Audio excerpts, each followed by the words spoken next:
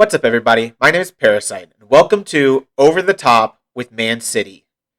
The goal of this series is to get a team that's close to a Champions League title but has never won one. Maybe not super close, but maybe just a team that's never won a title, and that is a big team in a big European competition, and getting them over the top so they can finally win their first ever Champions League. That's what I'm going to try to do here with Manchester City. Obviously, this year they came very close. One goal away from taking it to extra time, but they couldn't find that goal. Chelsea won.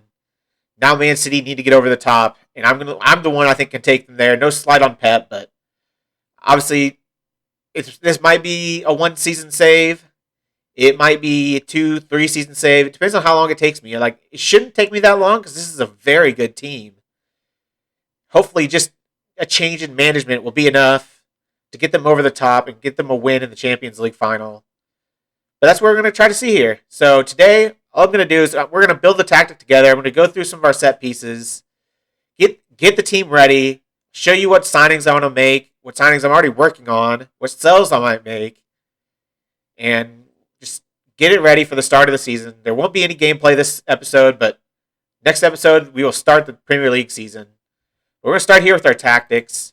I've just got a general shape and the team that I think I want to play for this upcoming season. I think with Aguero currently injured, this is my starting 11. Aguero would definitely come in for Gabriel Jesus whenever he's fit, but I think this is my best playing 11. I'm not saying it's in real life their best 11 because I would probably put Foden over here instead of Sterling. Yeah, that's probably the change I would make. So obviously it's probably not their real life best 11, but in this game, also I'd put Stones in over Laporte, but in this game, this is the best playing 11 by their attributes, by their overall current ability. I think this is the strongest squad I can put out. So let's start doing some of the roles. Up top, I want a false 9. It's what Man City play in real life.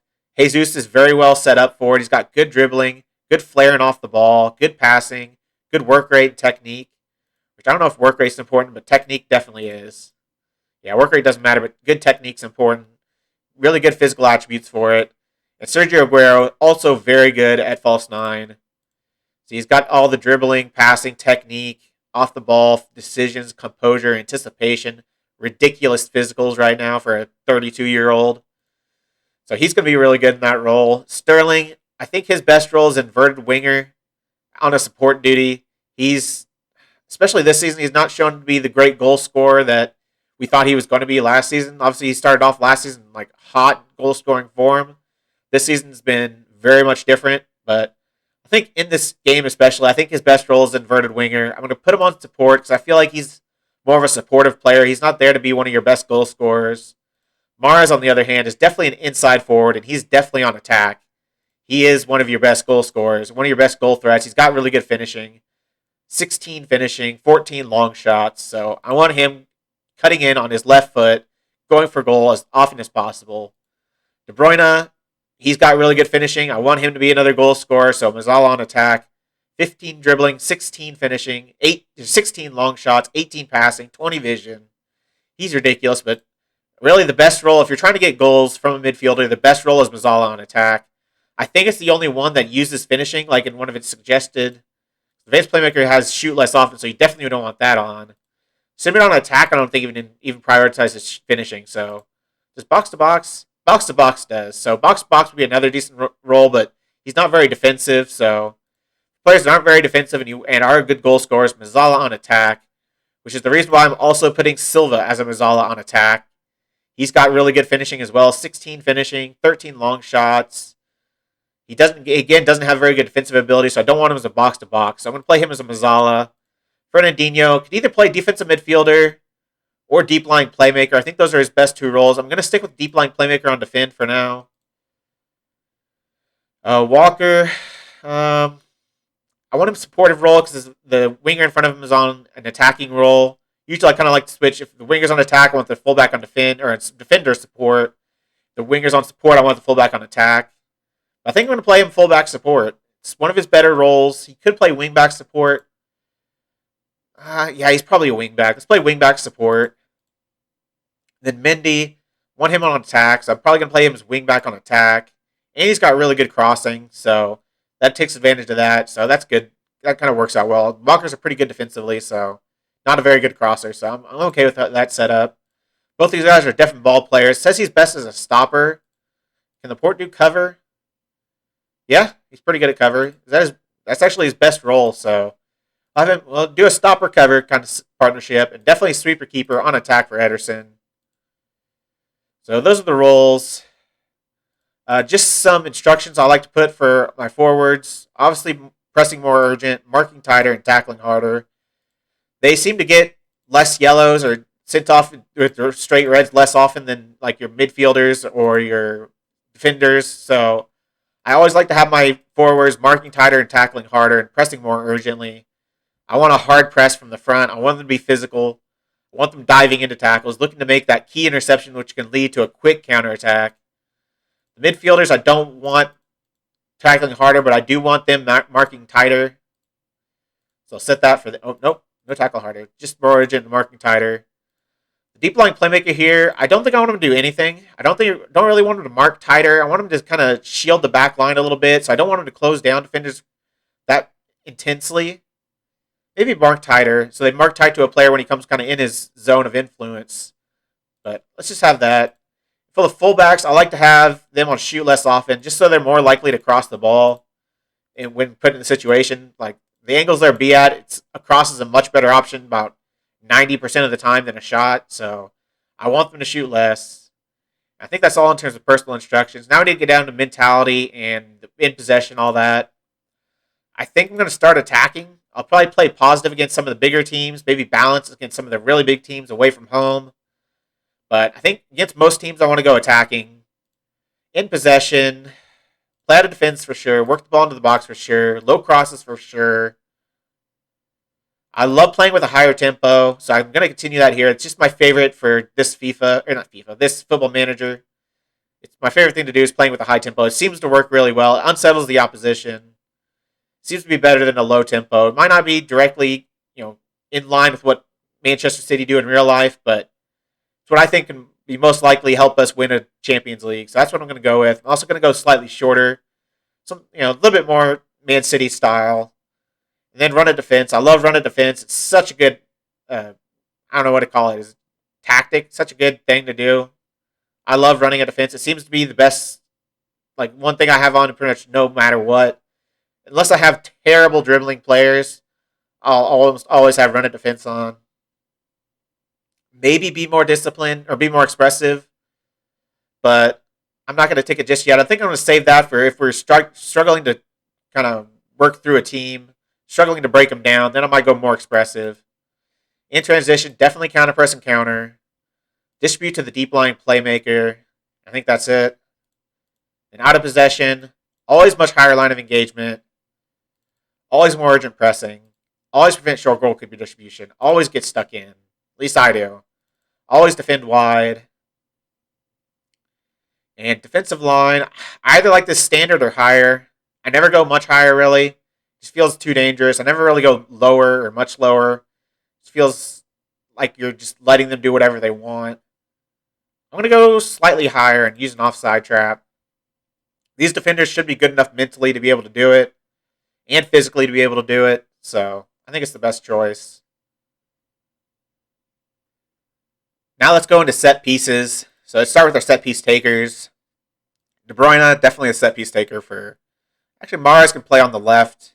Mahrez and Bernardo Silva can be the set piece takers on the left. Tommy Doyle's a guy I've called up to the first team because we have a little bit lack of midfielders. That might be something I'll look to sign as another midfielder. I don't like fullbacks taking corners just because I pretty much have my two fullbacks back at all times. So I don't really want them taking corners at all. Tommy Doyle here. Actually, switch him. Mahrez, Silva. That's probably good enough for corners. Free kick takers, definitely Kevin De Bruyne no matter what. If not him, Mahrez, Gundogan. I like to have right-footed on the left, left-footed on the right, no matter if it's corners, free kicks, not throw-ins, but corners or free kicks. That's the way I like to do it. So I'm okay with my fullbacks taking free kicks, like direct free kicks. I'm okay. Like indirect free kicks, usually I don't, but direct free kicks, I'm usually okay with letting them do. But Bernardo Silva's a little bit just as good, and he's not a fullback, so I'll have him first. Same with Phil Foden. Then I'll have Zinchenko.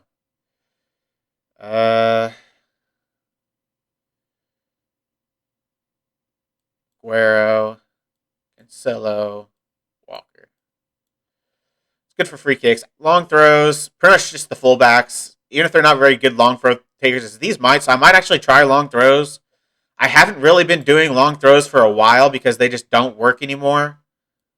But Mendy and Walker are decent long throw takers, so I might see if they can do a job for me. Ake's a backup left back option. Cancelo's a backup left back option. I think that's about it. So those are all my set piece takers. So corners, this is how I like to set up my corner tactic. Defensively set up my corner tactic. Find the best header of the ball. Just probably, Laporte's taller. He's got good heading and jumping reach. He's actually a better player in the air. I didn't realize he was a better player in the air than Ruben Diaz. You see Ruben Diaz just as a super physical presence, but Laporte's pretty big. So I have my best header of the ball. It's only marked $6, near center. My second best, near front post. Third best, I like to have the far center, which is probably not him. I don't think they have a good third option, really. Or fourth. Mendy's pretty tall, so I'll have him. And then I'll have the worst one in the middle, which is going to be Fernandinho for now. And I need another player on the line.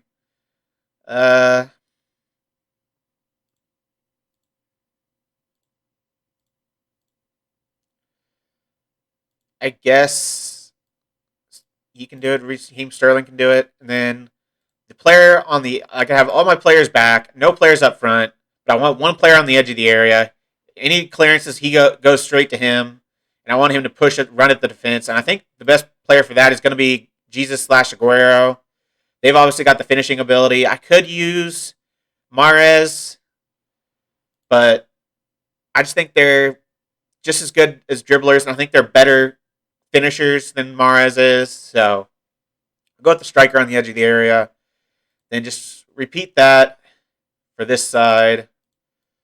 You go there, you go there, you go there, and you go there, you go there, and you go there. Then for the attacking set pieces, these are ones I'm pretty proud of because they seem to be going really well. Get the best header of the ball, which is going to be Laporte, lurking at the near post. Second best, attacking the near post. Striker attacking the far post. Your next most physical player, marking the keeper. Actually, I'm going to try not marking the keeper. Usually I almost always mark the keeper, but you get so many called off because whoever's marking the keeper is between him and the attacker hitting, striking the ball, and it gets called off for offside.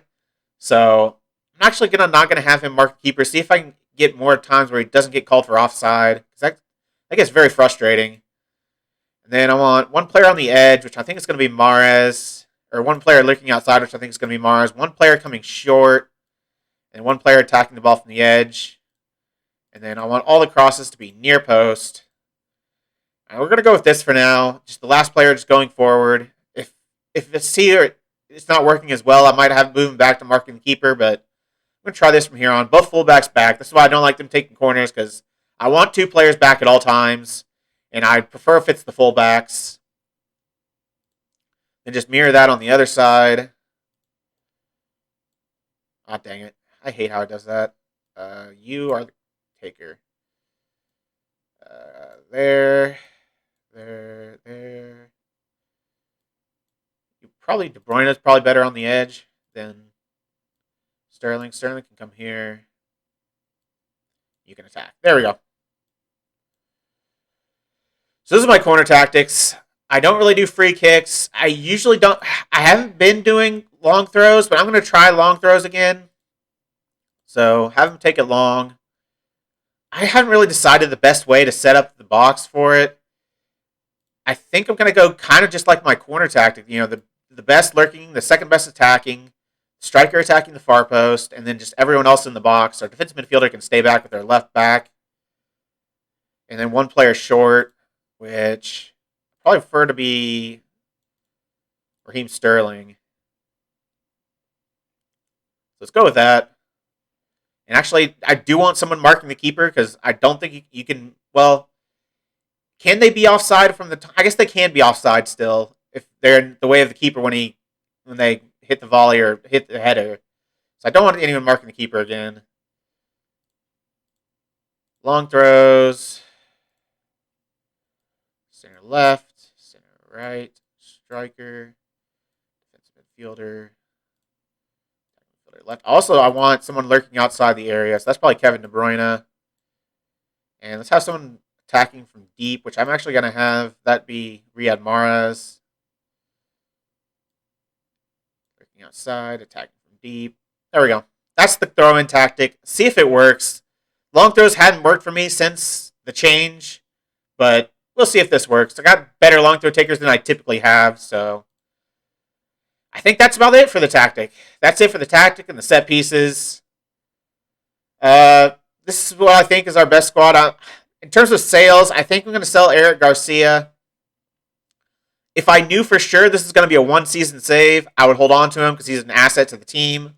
But he's leaving on a free transfer no matter what. There's nothing I can do, so I might as well see if I can get money for him now. Get some money, bring in the backup. He's only like a fifth choice center back, so I'm not too concerned about losing him. Obviously, he's got really good potential, so I wish he could stay, but it's just not an option. So I'm going to look to bring in a different fifth choice center back and let Eric Garcia go. I've got some youngsters in here. Probably need another striker because Aguero's hurt for the first 7 weeks to 3 months. And only other striker we have is Gabriel Jesus. Like Sterling can play up there. Mahrez may be in a pinch. Bernardo Silva may be in a pinch, but Liam Delap is the only other designated striker in the team. He's an under 23s player. He's pretty good actually for being 17 years old, but I prefer not to need him.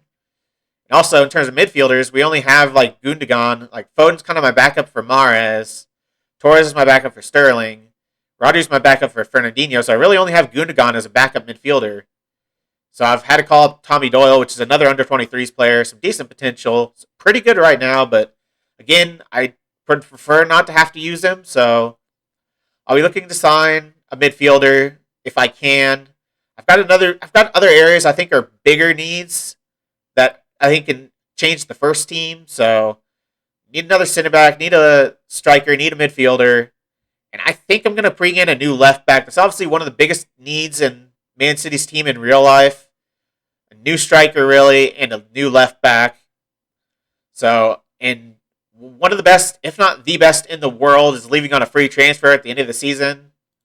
So if we look at my short list, David Alaba is leaving on a free transfer at the end of the first season. So I either want to get him on a free for next season, or preferably I'd like to buy him this season for a cut rate price. I don't know what it would be, maybe like 20 to 30 million. I would probably make that purchase to get him now. But just so I don't have to, try to fight off other teams when on the free transfer. So I think getting him now would be the better idea. And he helps me this season. Maybe I can win it all this season. So Alaba's going to be a signing I'm looking to make. In terms of backup center backs, I'm looking to bring in Papetti, who's kind of the go-to center back option, young center back option you can get for super cheap that has a lot of potential. He's only like 2.4 million, so really cheap. He's already pretty decent. Can easily be a fifth choice center back. And then a little bit better player, Ahmed Hadzic, a Bosnian player, 21 years old at Malmo. He's pretty good right now. He's a covering defender, so that he would kind of back up that covering role. And yeah, I think he's just a little bit better than Papetti. Again, he's really cheap. It's like 7 million, something like that. He's got decent potential. I'm actually going to get a scout report, but I know he usually has pretty good potential. So I think he'd be a perfect replacement for Eric Garcia. Like if we compare them, Garcia's probably much better technically. Even not that much. He's much better mentally. But mentally and technically, he's better. But Ahmed Hadzic is better aerially. It's not that huge of a difference, really. In terms of actual needs at center back, like he's a little bit better mentally and physically, but like these aren't as big of importance to me for a center back as like mental, aerial, defending, and physical and speed are. So Not a huge difference, and I'm hopefully can buy him for much cheaper than I'm going to sell Garcia for. I don't know how much teams are going to come in to pay for Garcia. He's only valued at 25 million. I'd like to get that 25 million for him if I could, but who knows? It might be half that. So whatever I can get, though, I will take. I'll probably see if I can put on like a future sale on there too, like percent of future sale.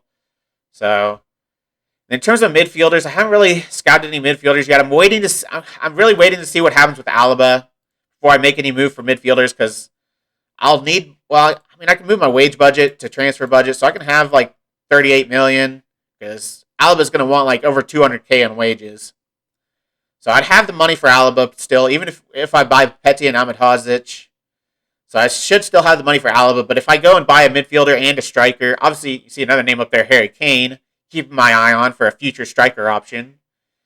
But yeah, I want to make sure I have the money to sign David Alaba before I go signing a midfielder or a striker. I've got 2-star players that could step in if need be. I've got other players who could play at striker and midfielder if need be. So I think I'll be all right. Foden obviously can play at midfielder, so he and Gundogan can be backups there. Zinchenko can kind of play in the midfield. So I have cover options, but more importantly, I'm going to look to bring in Alaba and those 2 center backs. And that's going to be about my transfer window. So that's about it for the first day in charge of Manchester City. That's it for Over the Top, this episode of Over the Top. I'll see you next time for the start of the Premier League season against Chelsea and Everton. So a tough start to the season. Really good testers to see exactly how good this team is, how good this tactic is. I feel like the tactic should be good. It's not very different from a lot of tactics I've used so far this season, or this FM season. Obviously, haven't really used a false 9, but it should work. Like 2 Mazzalas I know are good together, so I think that should work pretty well. I like my different mixes of attacking and supporting roles, defensive roles as well. I'm happy with this tactic, so hopefully it works, but that's going to be the end of the episode. If you've made it this far, why don't you like the video, subscribe, and click the bell. The links to all my socials are also in the description. I really appreciate all your support. Thank you all for joining me, and I'll see you next time.